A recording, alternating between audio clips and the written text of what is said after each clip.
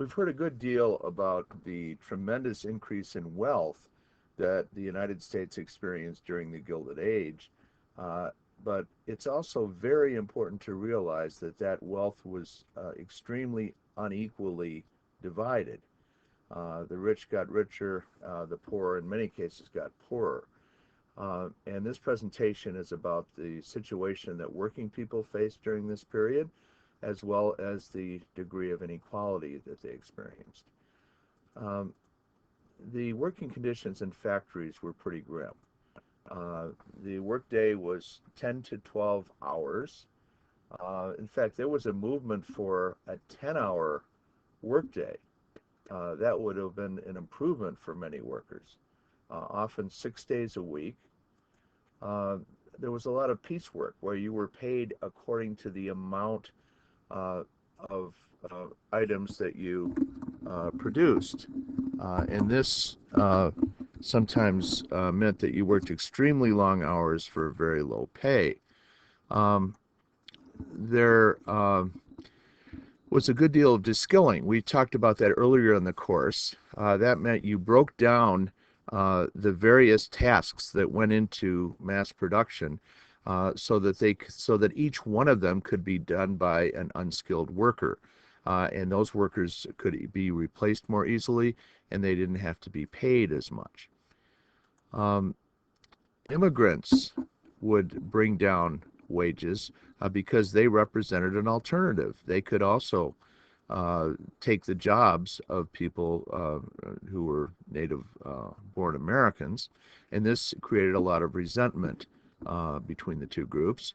Also, when there was a depression in agriculture, a lot of people flocked to the cities, and they too presented themselves to employers, and that drove down wages because there was so much competition among workers for an insufficient number of jobs.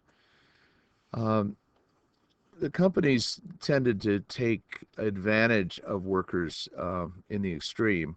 Um, there was a consultant, what today we would call an industrial psychologist, by the name of Frederick W. Taylor, who wrote a very influential book called The Principles of Scientific Management. And what he did was to study each and every motion of a worker. Could we get more work out of that person if we moved a bin of parts from one location to another, if we reorganized the way that they carried out their work? So they became, in the eyes of Taylor, almost machines. And the challenge was to use these human machines as efficiently as possible. The workers tended to hate this. More on factory working conditions. There was certainly no federal or state government help for the poor. The extremely poor sometimes got very, very small amounts of aid on the local level, but almost nothing. There was no minimum wage. Companies could get away with paying whatever workers would accept, and when there was a lot of unemployment, that was not very much. No unemployment insurance. If you lost your job on 5 minutes notice, you were out on the street, and that was that. If you got injured in work, and a lot of people did because of the unsafe conditions, there was no insurance, no disability, no backup, no safety net. There was no health care provided by employers, no old age pensions. You were on your own for that as well. No life insurance for your family if something happened to you, even on the job. Um, and children were commonly employed. Um, if you take the total population of children in America between the ages of 10 and 16, almost 20% of them worked jobs, and this meant that they could not spend a great deal of time in school. It was not uncommon for a child as young as 6 or 7 years old to be an employee of someone. Now, social Darwinism argued that uh, it was survival of the fittest and that that was just the way of nature, and that if you were poor, it meant that you were not as fit, and that was tough. Um, and if you were poor, it also meant that somehow you were weak, that poverty was caused by personal weakness. It was your fault, in other words, regardless of whether that was true. In many, many cases, it was not true. Uh, there was a fear that if uh, either governments or private charities were too generous for the poor, to the poor, that would encourage idleness. There was no real evidence of this, but the idea was that if we help them out very much at all, then they won't want to work. Those attitudes are still around today, again, without a great deal of evidence to support them. Um, there were fires in factories, accidents there. Uh, in the Gilded Age, about 35,000 factory workers and miners every year died of accidents. This was a very serious problem, again, with no help to their families. Uh, the union movement was weak, partly because of the amount of unemployment and the amount of competition for the available jobs, and partly because the governments and the courts were not sympathetic to unions and often put up roadblocks in their way. The, when we talk about inequality, we need to distinguish between wealth and income. Income is what you make in one year. Wealth is the total amount of resources you have minus what you owe, minus your debts. That's known as net wealth. Uh, so what happens is that when someone makes a very high income over many years, their wealth accumulates. They have more money than they need, so the gap in wealth between rich and poor is even greater than the gap in annual income. Let me give you some examples of this. By 1890, the top 1% of Americans had as much income as the bottom 50%. By 1890 also, the top 1% had as much wealth as the bottom 99%. Remember, wealth is distributed even more unequally than income is. Uh, this means basically that 50% of the wealth went to the top 1% and 50% went to the bottom 99%. Now, by 1890 also, 75% of the wealth, 3/4 of it, went to 9% of Americans. Another way of looking at that is that 9%, the richest 9% of Americans, had 3 times as much wealth as the bottom 91% of Americans. That's extreme inequality. This is a pattern of the top 1% share of the national wealth over time. You notice in the Gilded Age, it goes extremely high, and this number is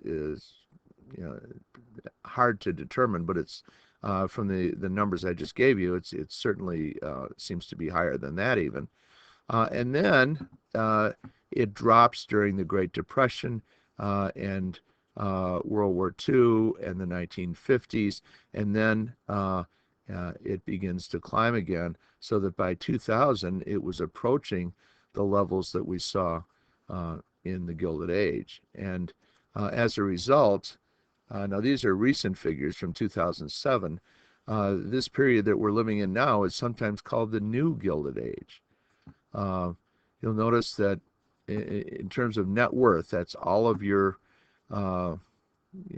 assets, your resources minus your debts. The bottom 80% of the population have only 15% of the nation's net worth, and the top 1% has 35%. So the top 1% has more than twice the wealth of the bottom 80%. Now, if you measure financial wealth. That would eliminate things like your home that can't immediately be turned into cash. This would refer to bank accounts and things like that. The top 1% have 43% of the financial wealth, and the bottom 80% have only 7%. Uh, so 1% have 6 times as much as the bottom 80%.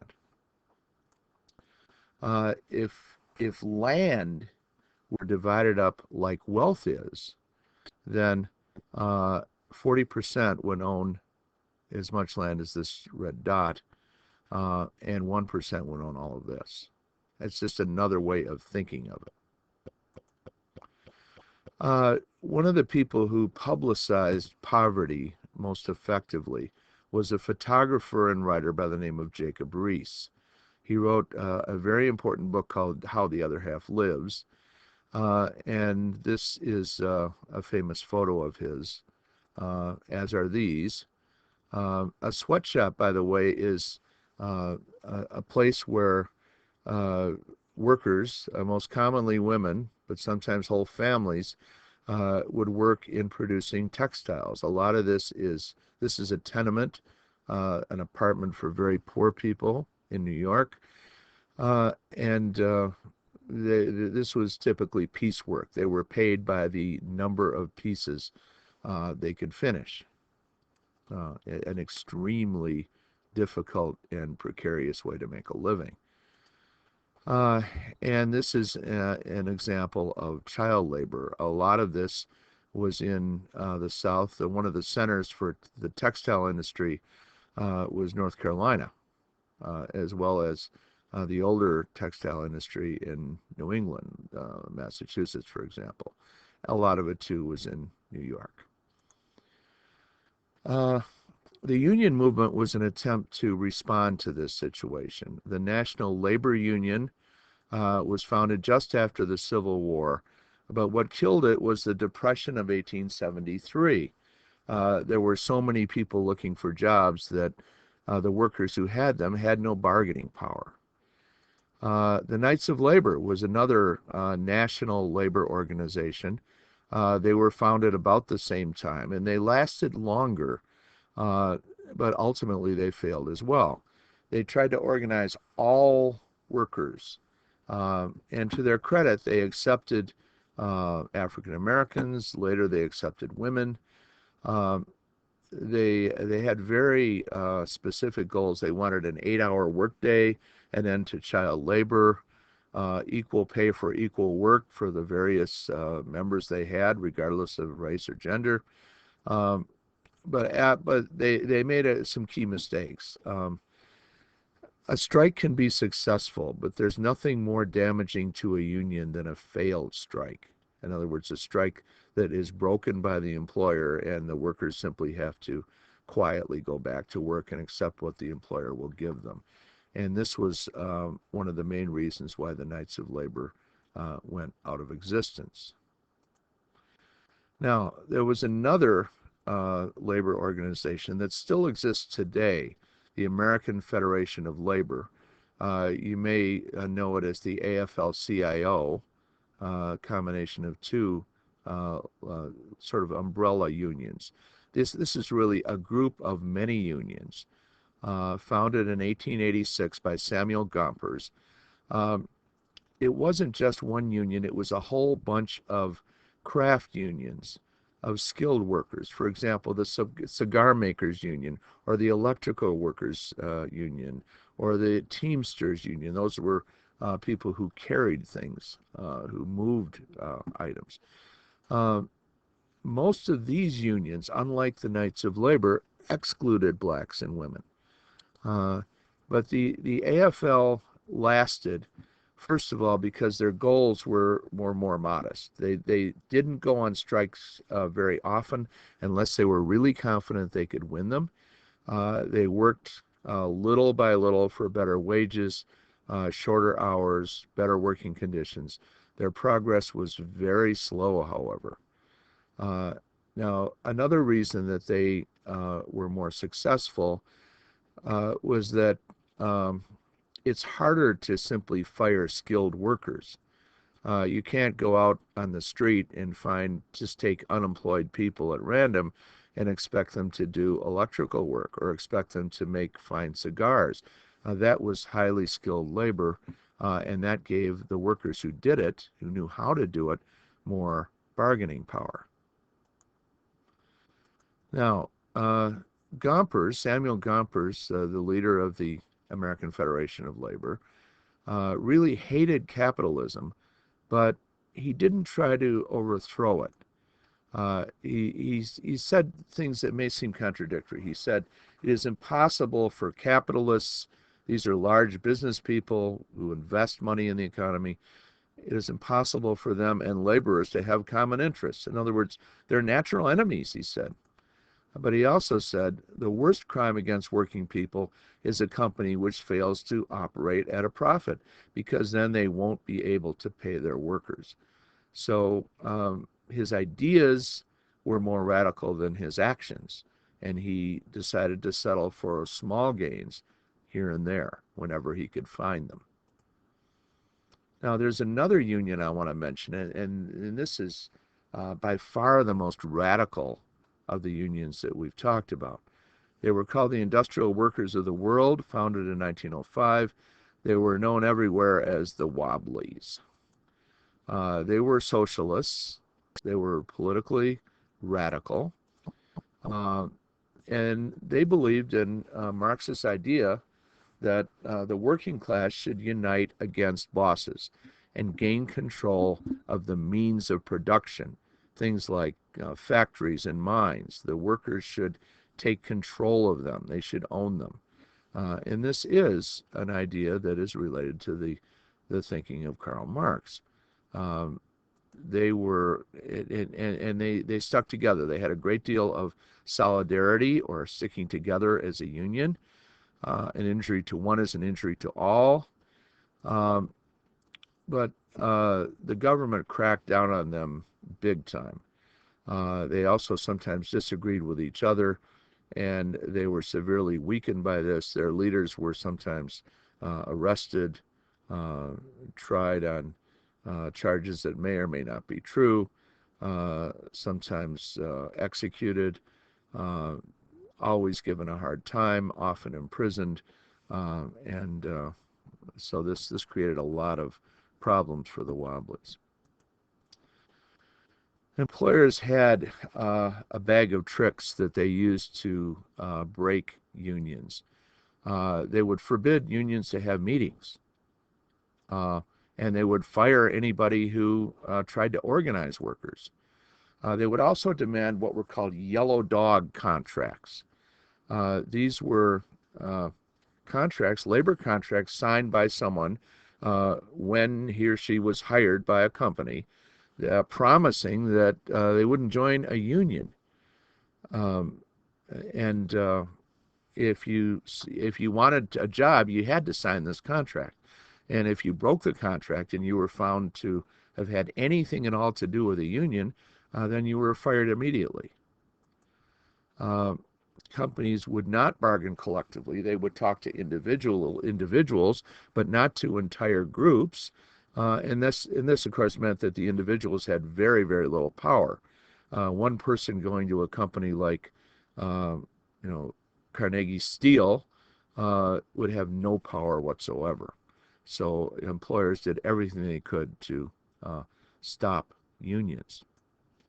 One of the key words here is recognition. The first task of a union is to be recognized, for the company to say, yes, we accept you as the bargaining agent, as the group that will negotiate on behalf of a whole group of workers.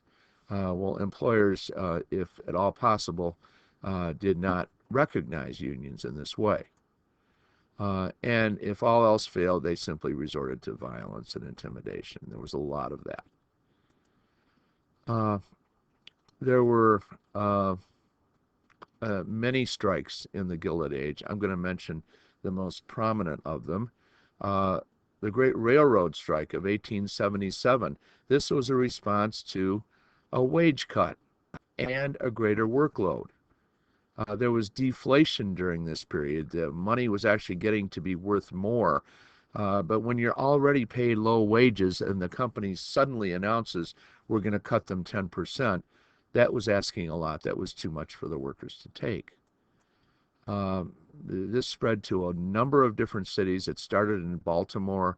It spread to West Virginia, to Pittsburgh, to a lot of places. And there was a good deal of violence involved in this. Federal troops were sent to a number of cities. The federal government actively supported the companies. They considered union activity to be illegal. The next major incident was in Chicago at a place called Haymarket Square in 1886. There was a demonstration for the 8-hour workday. And at that time, there was a strike going on at the McCormick Reaper factory in Chicago. Well, the company hired replacement workers. They're known to unionists as scabs because they're putting a scab over the wounds that the strikers are trying to impose on the company. They're universally hated by union members, and there were battles between these two groups.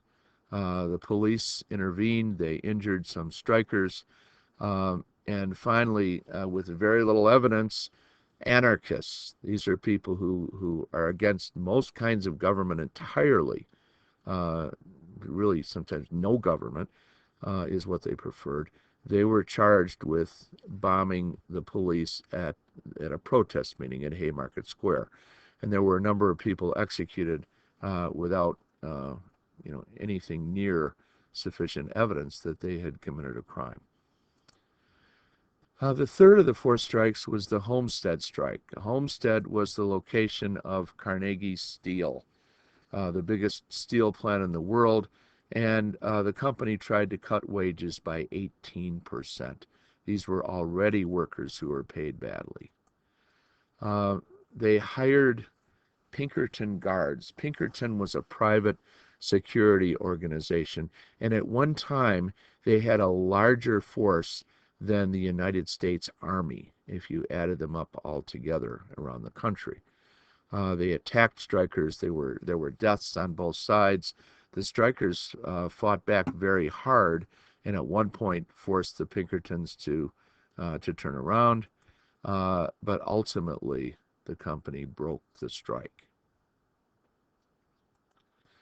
Finally, there was the Pullman Strike of 1894.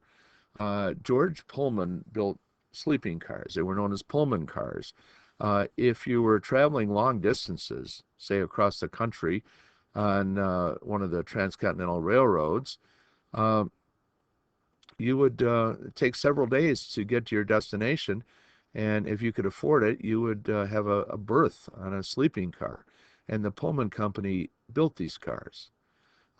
Pullman, Illinois, which is not too far from Chicago, was a company town. The company controlled everything in the town. And when the Depression came in 1893, and it was a serious one, George Pullman laid off workers and cut wages by 25%. But a lot of the workers lived in housing that he rented to them in the town of Pullman, Illinois. Remember, I said it was a company town. And although he cut their wages 25%, he did nothing to cut their rents. So this put a tremendous amount of pressure on the workers. The union was called the American Railway Union. They called a strike. They boycotted Pullman cars. They disrupted some mail deliveries, and that turned out to be the critical issue.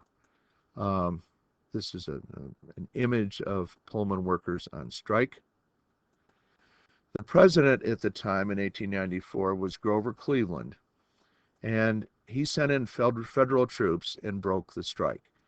And he said very famously, if it takes the entire Army and Navy of the United States to deliver a postcard in Chicago, that card will be delivered. This was consistent with the position of all the Gilded Age presidents. Cleveland was a Democrat, others were Republicans. It didn't matter. They all of them really took the side of the company in any labor dispute.